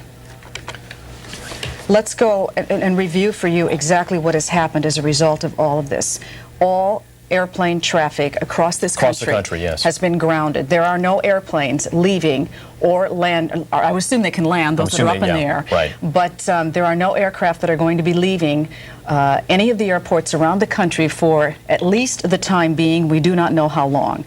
It is virtually impossible to get up into this city right now. The bridges, the subways, the tunnels, everything is shut down. There are major traffic jams from people who were trying to leave or trying to get in. Obviously, it is a good day to stay put wherever you are. Obviously, the airports here are all closed. Right. The stock exchange has been closed. Closed down. Subways, the 1, 2, 3, and 9, all train service in and out of the city is now shut down. And you know, not that in the big picture, this is really not that important at this moment, but you have to wonder if maybe the primary election will be possibly be suspended because of this. Well, people can't go to their polling places. You're absolutely right. And you know, and I'm sure that's something that they will sort out later. Absolutely. Because I'm sure not a single one of these candidates is worrying about that at this moment. No.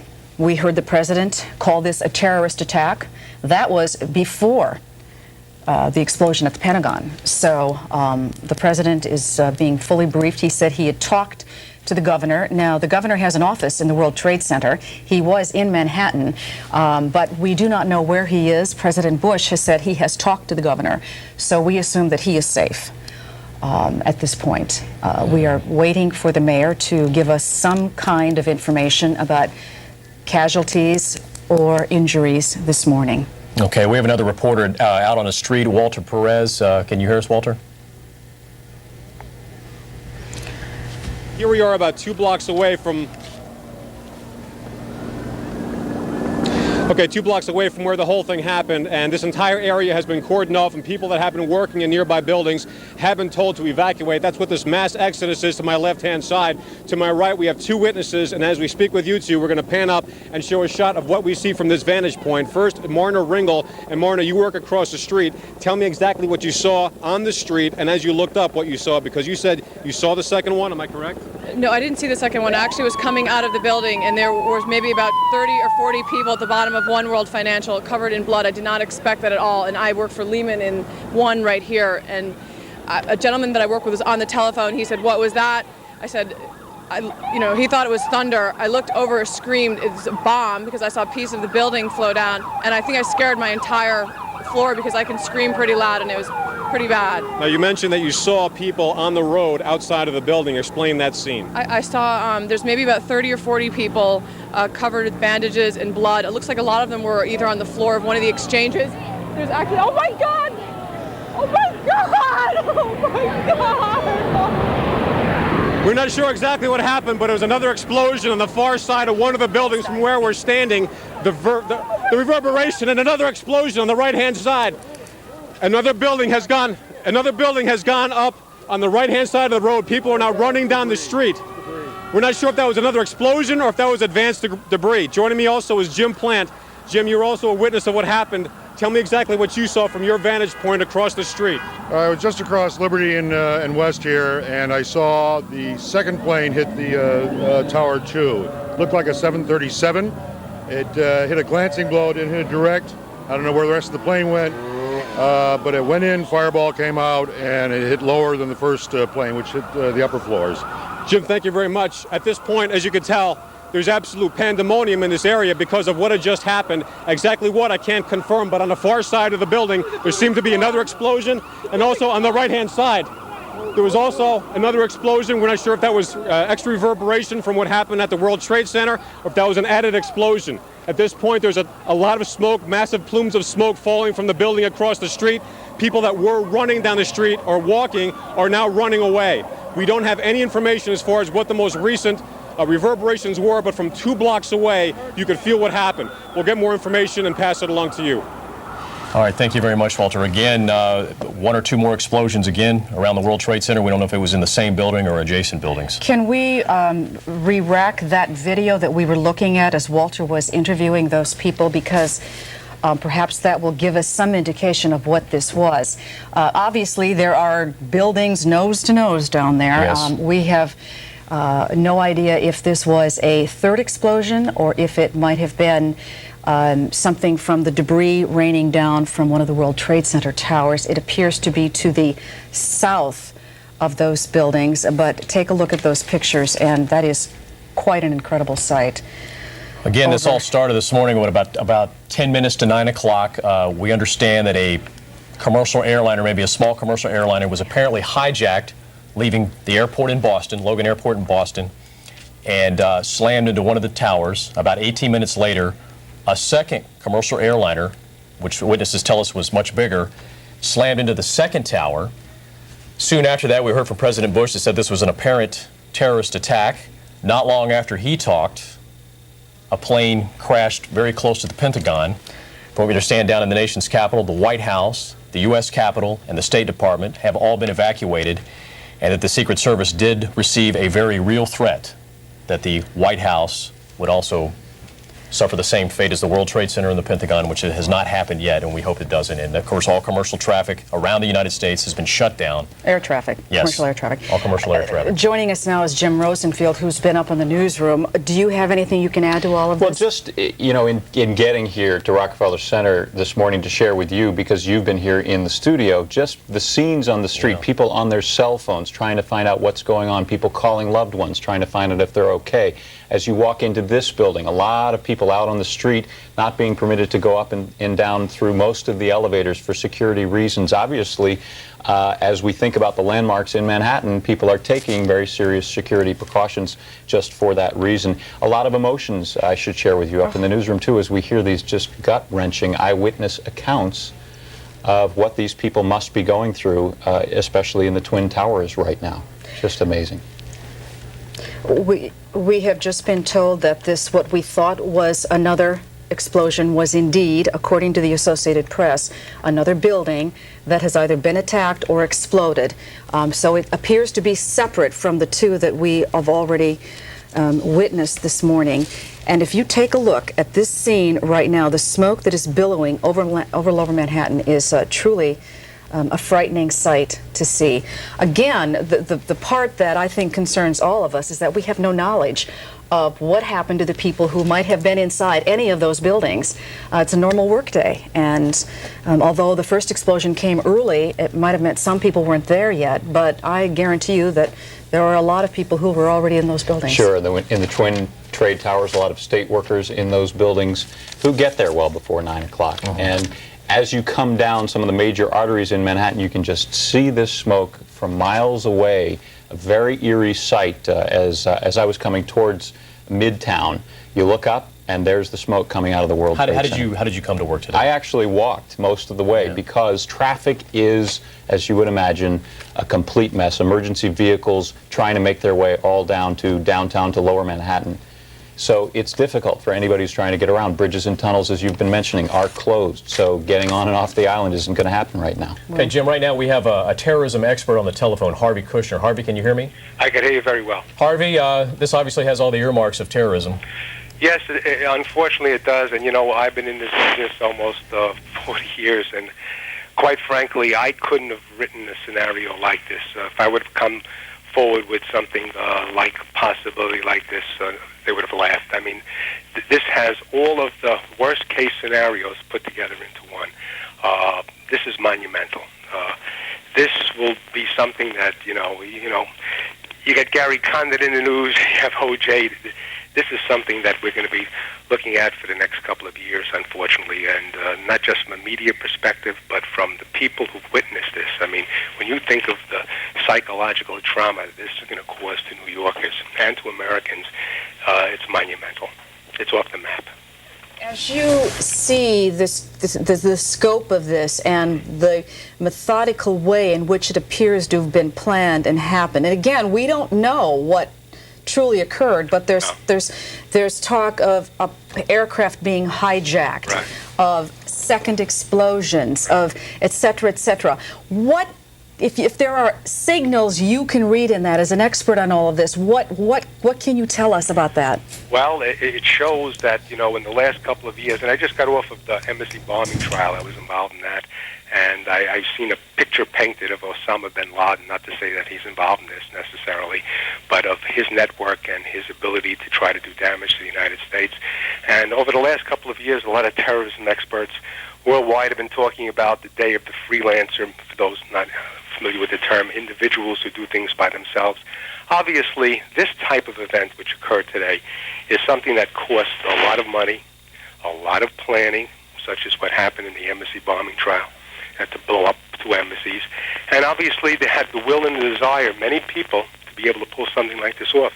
I mean, think about hijacking a plane, the difficulties involved in that, but yet to have it flown into a building is just monumental in terms of timing, in terms of the ability of the number of people on that plane. I mean, if I had to surmise, I would think it wasn't just one individual. It had to be groups of individuals to be able to control something like that, to pull something like this off.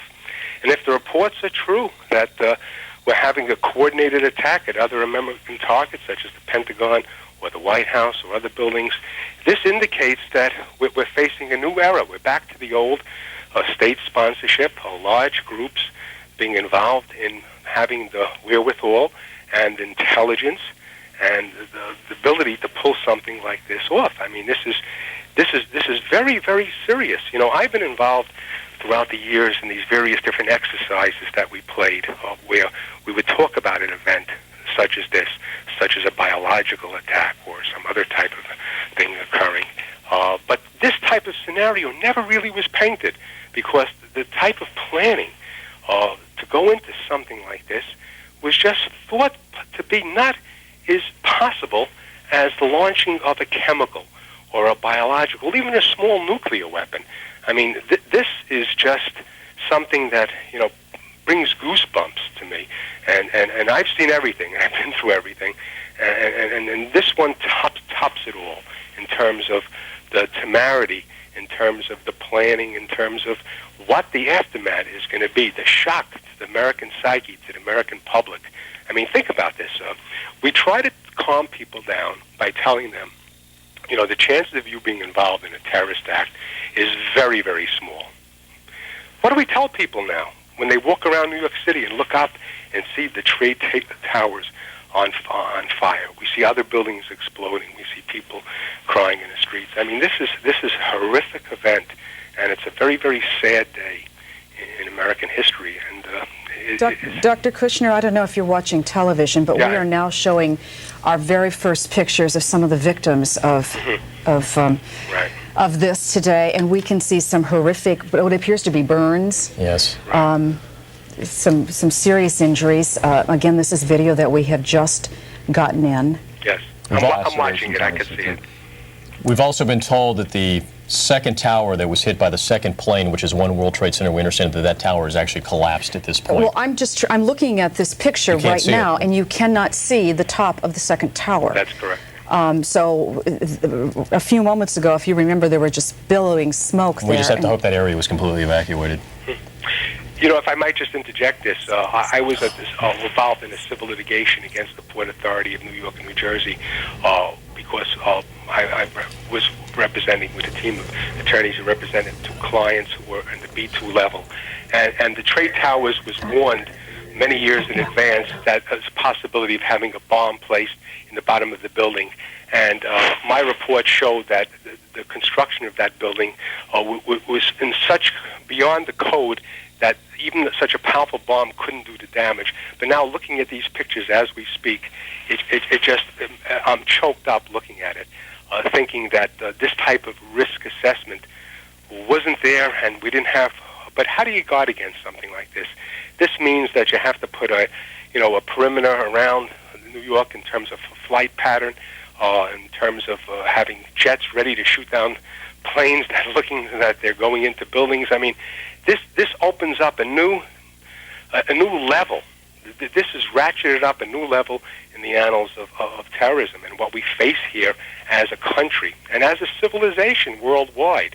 I mean, people were looking what was going on in the Middle East and not understanding the nature of the fear that people were going through on both sides, and now to be visited here in the United States, in the capital of the world, the crosswords of the world, with the symbol of American capitalism and American might, just in ruins, brings a tear to an eye. I mean, think of the humanity that's lost in this type of thing, but think in terms of what it's going to do to us as a country. I mean, what type of procedures will we have to put into place? What protocols will we have to put into place at our airports, at our borders to protect against this? There'll be a human outcry about security that has never existed before in this country. This is just monumental. This is something that happens, and you're in history, and you don't realize that the world is going to change after an event such as this. I can't see America going back to where it was in terms of not looking at security, not looking at the intelligence gathering, not looking at our ability to protect ourselves. This now is on the front page. It removes everything off. Every other story is gone. This is something that is going to be with us in the decades to come. Dr. Kushner, if I might interrupt you, thank you very much. Please, will you stand by, because I want to ask you some more questions, but we need, for those, please stay on the line. The people that are just tuning in, we need to just reiterate and give them a bit more information here, because there have been a couple of recent developments that we need to tell people about. One of the most startling is the fact that we now only see one tower of the World Trade Center Twin Towers standing. We've gotten word that one World Trade Center has either partially or fully collapsed. It looks like a partial collapse. Yeah. We can still see below the smoke. This is actually tape. Okay, this is actually tape. However, and this is, you are now witnessing That's the collapse right there. There it is. Obviously, that structure weakened by the aircraft that we saw fly into it, over an hour ago now. That was the second tower that was hit. That was the second one, but it was hit much lower. It was a good 30 stories down, something like that. It was about double the ways down from the first of the world towers. Which the lower it is, obviously, the more vulnerable it is to have a collapse like that. Now, I don't know if you've seen this, Jim. This is, all right, we are looking once again earlier. This is about the point where I, too, tuned in to News Channel 4. If you look up in your right-hand side, you will see an aircraft coming into the picture. It'll be there any moment. Right there. There it is. Now watch this. I'll actually dip behind the first building. And there it is. So it goes around behind that building and comes in from the left side, it appears. It crossed over the Hudson. Right. And we have had eyewitnesses who have watched that aircraft. They told us it appeared to be a good size. They compared it to the size of a shuttle, like the Boston or Washington shuttle. And indeed, an aircraft was hijacked in Boston earlier this morning, and the FBI knew that because of some radio transmissions that came to them. So if you think about this theoretically, that may have been the aircraft that then went into that tower. This isn't only New York that's under siege right now. This was just the first. Not long after that, another commercial airliner crashed into the Pentagon, or right next to the Pentagon. That building's been evacuated, of course, in the nation's capital. The U.S. Capitol, the State Department, and the White House have all been evacuated. The Secret Service says that they received a very real threat on the White House today, and now we understand that the federal buildings in Newark have been evacuated. And I would imagine that is taking place pretty much around the country. All planes have also been grounded nationwide by the FAA. A lot of planes are still being diverted into Westchester Airport right now and into Syracuse to keep the planes out of the New York area, obviously. But once those people who were headed for New York land in one of those airports, they are not going to get into this city anytime for the next few hours. That is certain, because virtually all traffic coming into the city has been shut off. The bridges, the tunnels are all closed to incoming traffic and to a lot of outbound traffic. I don't know if anybody is getting out of the city at this point. Did get a report that New Jersey Transit trains are still running under the river, so. Okay. And again, if you can get out of town, that probably would be the wisest advice at this point. Most of Lower Manhattan has been evacuated at this point. And again, the subways are shut down. Look at that, the Lincoln Tunnel at 10:15 in the morning over in Weehawken. Never looks like that this time of day. It's completely empty. So again, let us bring you up to date on the fact that we know nothing about the number of casualties, the number of people who've been injured. We've seen photographs of some of the injuries, recent photographs. What we could see appear to be a lot of burns, a lot of lacerations, that sort of thing. We're waiting for the mayor to hold a press conference so he can bring us up to date on the extent of the human damage, so to speak, in all of this.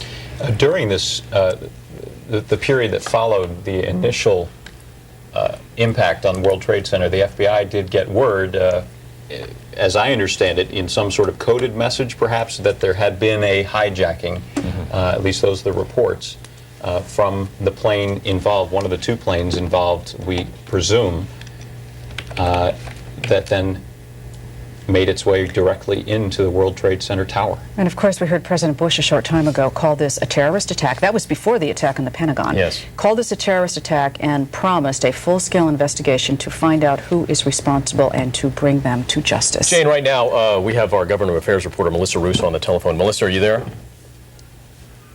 I'm standing outside St. Vincent's Hospital right now, where the scene is absolutely unbelievable. When I arrived here, it was just as the second building explosion happened, and there is what I could describe as chaos in the streets here. There are hundreds of people just in shock, police officers telling people to go home, obviously worried about crowd control. But at the hospital, there has not been much activity in terms of ambulances arriving here, though you might expect there would be. After that last explosion, some ambulances took off and headed down 7th Avenue, which is otherwise closed to traffic. But St. Vincent's is obviously preparing for the possibility of many, many people arriving at their emergency room. They have what looks like a trauma center set up on the street, on the sidewalk of 7th Avenue.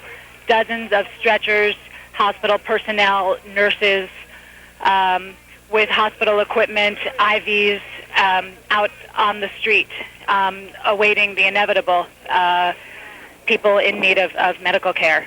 It's very disturbing. So, Melissa, what you're telling us is that you have not seen the number of people that you might expect to be there after an explosion of this magnitude. That's right. I've only been here for about, I would say, 20 minutes, 25 minutes, but we've seen a couple of ambulances come in. As I said, after that last explosion, I saw some more ambulances race out of here and head down 7th Avenue. But they're obviously preparing for people to be brought here on full alert. They have, as I said, dozens of nurses, nurses' aides out on the street outside the ER on 7th Avenue and 12th Street, stretchers lined up on the street. They're just waiting for people to be coming in, obviously in need of treatment. And we're looking right now, Melissa, at some tape that we saw earlier of a woman being taken for medical treatment. It did appear that she had some burns. This is some very... And we are told that there have been some patients brought here. They probably arrived before I got here. We don't have numbers. We're waiting for a briefing from the hospital. The public relations person from St. Vincent's Hospital did come downstairs and alert the members of the press who are here that as soon as they have an update, they'll bring it to us. But obviously they're overwhelmed with preparing for, an all-hands situation here at the hospital. Melissa, isn't it true that the Emergency Management Office of the City of New York is located in the World Trade Center? It's located at 7 World Trade Center, not in one of those two buildings. But of course, it crossed my mind as it crossed yours that this is the place that was set up. The nickname for it was the bunker. It was supposed to be a place that would be shielded from any kind of emergency situation where the mayor and top emergency workers would be able to get together in case of this type of emergency.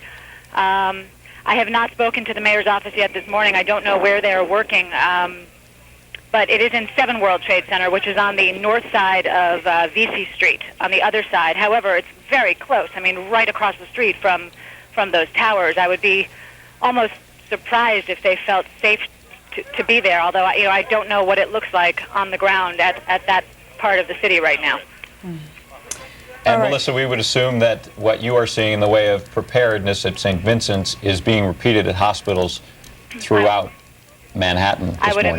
I would imagine it is. I mean, you can only think the worst in this kind of situation. Obviously, hope for the best, but there's certainly, I'm sort of surprised that we're not seeing more ambulances arriving here. We are one of the closer hospitals. I mean, there's New York Downtown Hospital, which is right across the street from City Hall, essentially, in Lower Manhattan. And then we have St. Vincent's, which is here on West 12th Street. You're hearing some sirens behind me. Those are some additional police vehicles heading down 7th Avenue right now. Melissa? Yes. If I could interrupt you for a second. There's an urgent on the wire that something has happened at the State Department. A source says, we don't know yet, we hear it might have been a plane. So there's a possibility now that a plane may have slammed into the State Department in the nation's capital. That, of course, was evacuated about 45 minutes ago. So hopefully the people who were inside that building have safely left. There's also information, Jane, on the plane involved, perhaps, in this incident. It appears it might have been an American Airlines flight that was leaving Boston heading to Los Angeles. We're still making... one witness described that as a gray plane on top, and that would be American Airlines. Exactly. Yeah. So, again, let's go outdoors now to Joe Avalar. Joe Avalar, because he is on the scene in Lower Manhattan. What we're standing here is we're in Soho. We're at the corner of Princeton and Worcester Street, and what we're seeing is a lot of what's happening around Manhattan right now. In Lower Manhattan, people were in that area and they ran as far as they could, as fast as they could. I've got a group of people right here. They were all in offices right close to the World Trade Center. Is that correct, sir? That's right. Right across the street at 130 Liberty Street. You heard the explosion, and then what did you do? We heard the explosion, and we didn't know if it was a earthquake or whatever. And they came on the PA system and said it was a bomb, but then we heard it was a plane. So then we went back upstairs because we thought everything was okay. And then we actually didn't see the second plane, but we saw the explosion hit the other tower, and planes just came flying towards us. And that's when you ran? That's when we went to the other side of the building and then waited to hear from the PA system. Then they said they were evacuating everybody. And then we just walked all the way up Broadway, and glad we did because the whole building came down. Just got out of the area as far as possible. And you've been trying to get through on a cell phone, too. That's been the other thing people are trying to do. Have you gotten out? No, not at all. Some of us have. Some of you have gotten, you just managed to get a call out on your cell phone. You're just trying to call friends and loved ones? Just wanted to call my husband and let him know that I was all right. This is terribly frightening. Oh, my God. It's so upsetting to know that there are all those people that, people come in to work early down here, and it's really horrifying. You were in work today. You're still in your work clothes. You evacuated along with all your friends here? Yeah, I was with these guys. We were by the glass, and we saw huge pieces of flaming debris fall, and the building shook. And then, like he said before, we looped around. We went downstairs, went back up, and then we saw the second plane hit. And then shortly thereafter, we evacuated the building. You stopped here, you turned. It's what everybody's doing all over the city. They get to a spot, they turn, and they watch. And you almost have to watch. Yeah, it's surreal. It's like watching a movie. It is. It's surreal and it's horrifying at the same time. What was that? Yeah, the top of the building. When we turned around, we just saw a big pile in the road because it had just fallen down. The whole thing is gone.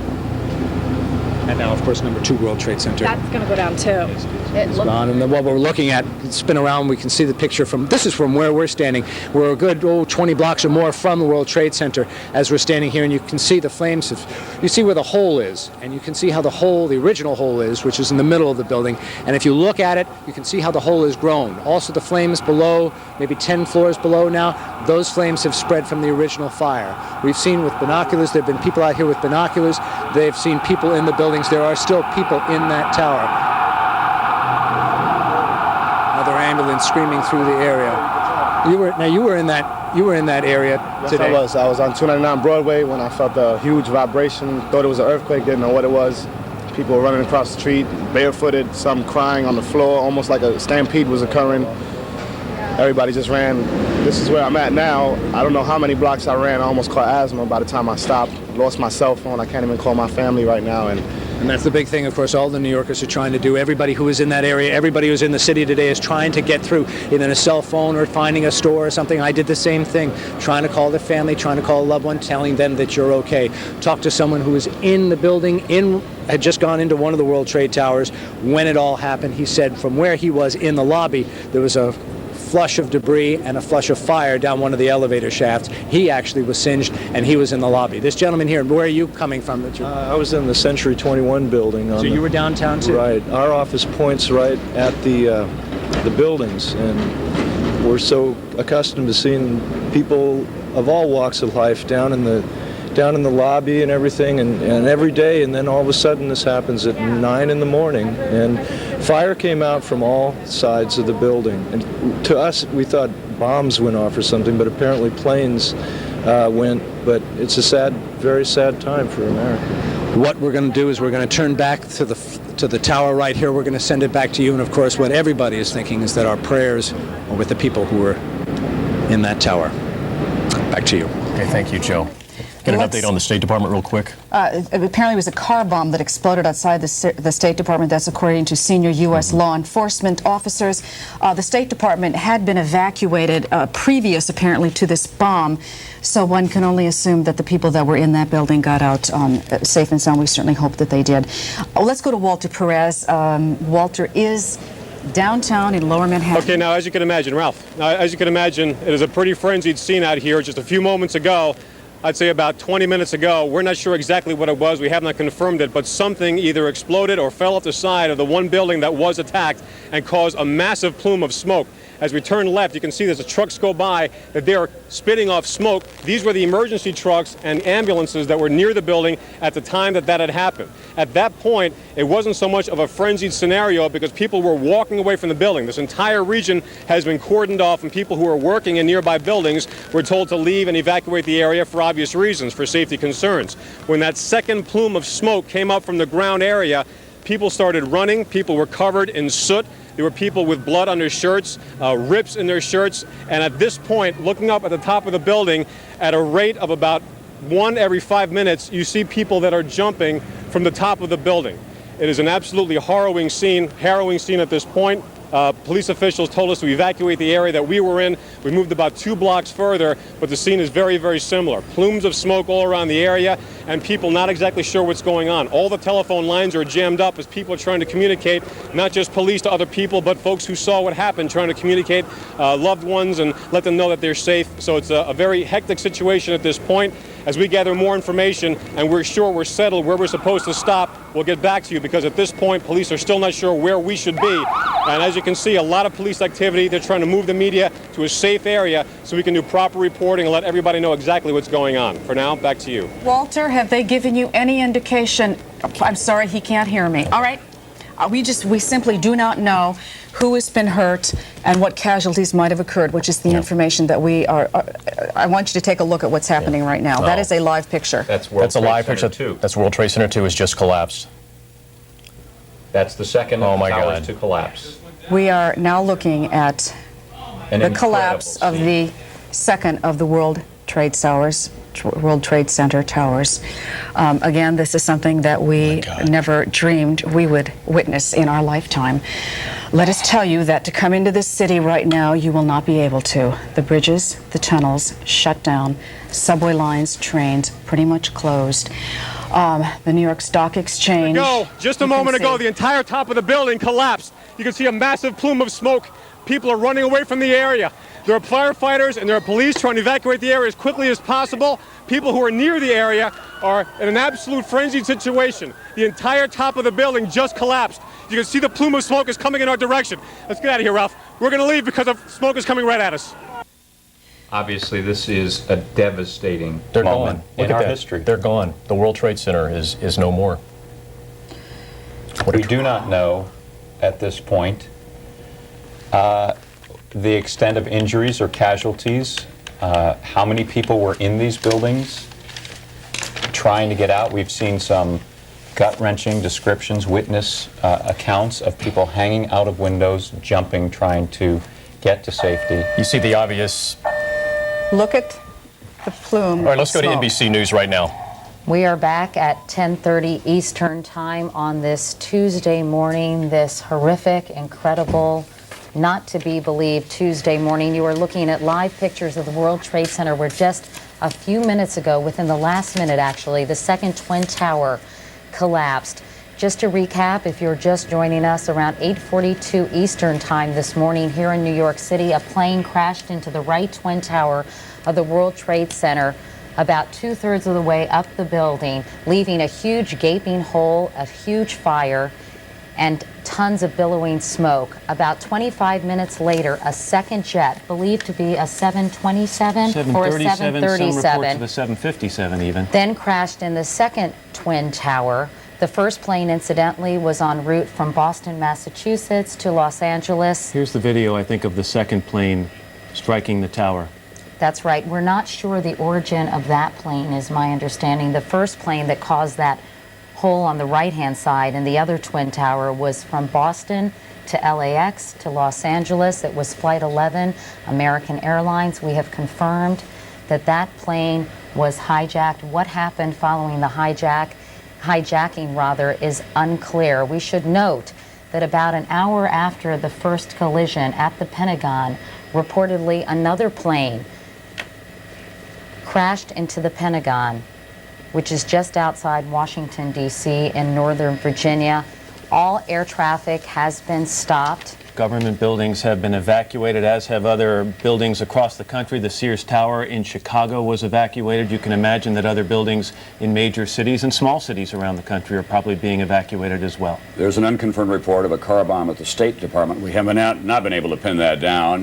There is also, Jim Miklashevsky was told that there was an unconfirmed report of another air hijacking. We share this with you not in an attempt to in any way exacerbate what is already a terrible situation, but so much has come true today based on these early reports that we want you to have as much information as we can possibly get. At the Pentagon, all people outside were told to take cover just moments ago, but Jim Miklashevsky said the skies were clear. There was an unconfirmed report of another hijacking with a plane headed towards Washington. Again, we don't want to sound alarmist, but that is something that Mick heard while he was at the Pentagon. We also want to mention that the president is en route from Longboat Key, Florida, where he was there to visit an elementary school to talk about literacy.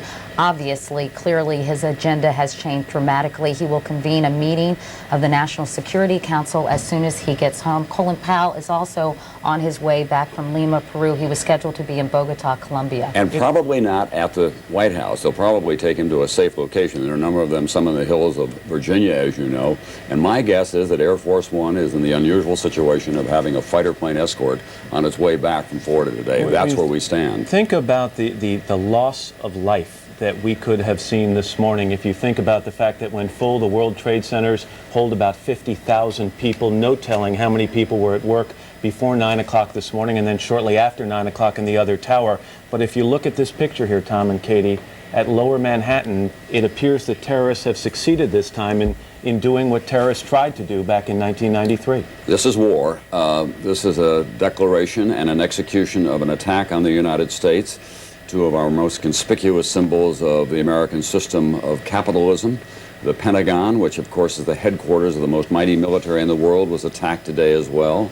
The White House has been evacuated. The State Department has been evacuated. Financial markets have been immobilized. All flights taking off after these attacks were grounded. International flights have been sent to Canada. It turns out it's transatlantic flights only going to Canada now. So there has been great chaos visited upon this country, to say nothing, as you pointed out, Matt, so importantly, of the still untold loss of life. And it's going to be horrendous. We don't know yet what the exact numbers are, but we can only tell you by looking at those pictures that you can guess as well as that we can, that there are going to be a lot of people who are not going to be able to escape that. Back in 1993, when the bomb blew up in the basement of the World Trade Center, so many survivors talked about how long it took them, with no power in the elevators, to walk down the smoke-filled stairways. And you think about how many people were still trying to escape those buildings when first one and then the second tower collapsed. And of course, the triage unit that has been set up. Area hospitals are all receiving victims. And as Matt said, 50,000 capacity when everybody is in the building. But many people at 8:42 a.m. here in New York are at their desks, working in their offices. One man was reached by phone and was asked, what is happening there? And he said, we are blanking, dying here. And there was screaming and yelling and pure chaos, understandably, going on in the background. There's a picture of Lower Manhattan, ladies and gentlemen, the most important city in the world in so many ways. And now it has been attacked by terrorists at the World Trade Center, and the damage is beyond our ability to tell you in great detail. Let me mention that, I was going to say, here's what the president said. He canceled an education appearance in Florida. Here's what he said just a short time ago. Ladies and gentlemen, this is a difficult moment for America. I, unfortunately, will be going back to Washington after my remarks.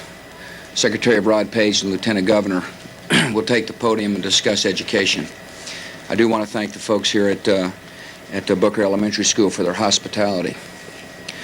Today, we've had a national tragedy. 2 airplanes have crashed into the World Trade Center in an apparent terrorist attack on our country. I have spoken to the Vice President, to the Governor of New York, to the Director of the FBI, and have ordered that the full resources of the federal government go to help the victims and their families, and to conduct a full-scale investigation to hunt down and to find those folks who committed this act. Terrorism against our nation will not stand. And now, if you join me in a moment of silence. That was George W. Bush about an hour ago speaking from Longboat Key, Florida. He is en route to Washington, D.C. We're looking at some pictures on the ground, or we were, of apparently some of the victims. He is on the ground. Quite extraordinary. These are the emergency workers who are coming back. It was just about 10 minutes ago that we described to you the possibility of that North Tower collapsing. About 5 minutes after we went off the air, it did collapse. Once again, we have no idea at this point the loss of life. I can only tell you there were hundreds of emergency workers down there, about 5 or 6 blocks. It took probably about, I would say, no more than 50 or 60 seconds for that dust cloud, dust and smoke, to literally make it the 5 or 6 blocks up here and begin to envelop us, at which point we started to move out of the way. There were literally dozens and dozens of firemen who were trying to run past us. In fact, our cameraman even put one of the captains in his car and drove him down to a command post. The people who you see here are pretty much all emergency workers. Many of them that I have seen in the last 2 to 3 minutes, quite frankly, are coming out of here. And remember this, these are professionals. They're coming out of there looking literally stunned, in shock, many of them, struggling for breath, obviously in serious distress. Breathing problems are the biggest problem for those who manage to make it safely out of that area down below us. You can't see much more than a block south of me right now, and the World Trade Center probably stands about 10 blocks south of where I am at this moment. And as you can see now, the dust is beginning to pick up here. It really depends on which way the wind blows as to whether or not we get heavy dust or not. But at this point, I can tell you that in the first few minutes, emergency workers were trying just basically to get out of there, to survive. You could see that written in their faces. The situation was so desperate, they just wanted to get out of there. Now, many of them are beginning to regroup. A couple of them asked me where their commander might be. They're trying to get together and go back in there and try to take care of the people who obviously are in serious trouble. There's no other way to describe it. The language here, at times, if I slip into language which seems a little melodramatic, forgive me, but this is a circumstance which is very, very difficult to describe in many ways without sounding melodramatic. Certainly in more than 20 years of covering horrific events, this is something that I've never seen before. As we say, the emergency workers now beginning to try to gather themselves. Over there you can see a police emergency service unit. They're trying basically now to reestablish some kind of a safe perimeter. And many of the emergency workers basically just happy to be alive. Certainly that picture tells it all. Many of them just happy to be alive at this point, having survived what is an extraordinary event, the collapse of 2 towers. As we said earlier in our report, 110 stories each. I will tell you that what I saw fall had to be at least 40, 50 stories of that building at first. The skeleton was left at about, I would say, the 50 or 60th floor after the shell, after the structure of the building fell down. The skeleton, the steel skeleton, was literally sheaved off, and it took probably about another 30 seconds before the skeleton collapsed into the street. That was the last we saw of the World Trade Center, and that was maybe 10 minutes ago when that final skeleton, the metal skeleton, steel skeleton, collapsed into the street. That was NBC's Pat Dawson again. He's standing about 10 blocks from where the World Trade Center towers used to stand. You're looking at the collapse of one of those towers right now. We now have an AP News alert out of Pittsburgh. Officials at Somerset County Airport are confirming the crash of a large plane just north of the airport.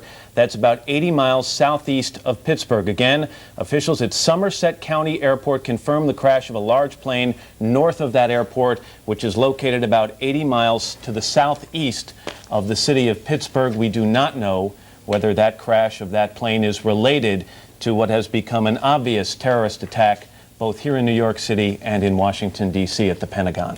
Matt, we just got a late word that State Department security officials are denying those reports of a car bomb at the State Department. Betsy Stewart is at the C Street entrance and also says there's no sign of a car bomb. Betsy Stewart is one of our producers who's very familiar with the State Department. The building has been evacuated. Top officials are still believed to be in the operations center, however. Those are highly secured areas in terms of penetration physically and otherwise. Colin Powell, as Andrea reported earlier, was headed for Lima, Peru, but he's done a U-turn and he's coming back. The president is on his way back. He'll have a National Security Council meeting, we think probably at around 11:30 or perhaps around noon. That is likely to take place either at Andrews Air Force Base or in some more secure location. The White House has been evacuated, especially with this report of another plane going down, this time in the Pittsburgh area. There were planes in the air when the order went out that there would be no more takeoffs, so we don't know how much more damage these terrorists had in mind. Let's go to Bob Hager, who is, of course, NBC's aviation expert. Bob, what kind of information are you getting from your sources? Not a lot, Katie, from the FAA. For instance, they are not talking about any possible hijacks. And normally they can tell when there's a hijack in progress because the pilot, the original pilot of the plane, has various buttons that he can push that set off a code and tell them that there were hijacks. But maybe as a matter of security, they're not saying anything about that. They did stop all takeoffs in the U.S. at 9:25 this morning, and then for pilots that were in the air, the question came up what to do about them, and they were given some discretion to continue on to their destination, so long as it was not the New York or Washington area, or divert to an airport if that's what they wanted to do. I saw the blast at the Pentagon, not the blast take place, but moments after it. I'd been at National Airport trying to get up to New York, and you could see that smoke billowing out of the Pentagon. I can give you a little description of what it's like on the streets of Washington, because it was quite crowded trying to work my way back here to NBC. They have now given not only the White House and those key buildings like the U.S. Capitol, but at this point they've given all federal employees the word to leave their offices and get home. Right. So there are traffic jams in Washington. Okay, Bob, I'm sure you're going to get more information for us momentarily, but first we want to go to Jim Miklaszewski at the Pentagon, who has some more information. Mick? Katie, they're still clearing people away from the Pentagon. Still, security forces believe that there may be another incoming plane headed in the Washington region. But there was a very telling, dramatic moment just a second ago when a U.S. Air Force F-16 flew very low level, did a wide sweeping turn around the Pentagon and back over Washington. And as one Air Force officer standing near me said, "My God, they're now flying air cover over Washington." A very dramatic moment, a milestone in what Tom has already described as a declaration of war, terrorist war against the U.S. Let's go back and show you the pictures of Lower Manhattan, where the situation only gets worse, not better. That is the financial district of the world. It's also a residential area and a great commercial area. Both Twin Trade Tower buildings now have collapsed onto the ground. There is an untold loss of life. The ripple effect goes on with all the smoke and dust that is spread out across that very densely populated area. It goes down below ground as well as in the high-rise buildings there. There are many residential structures in that area as well.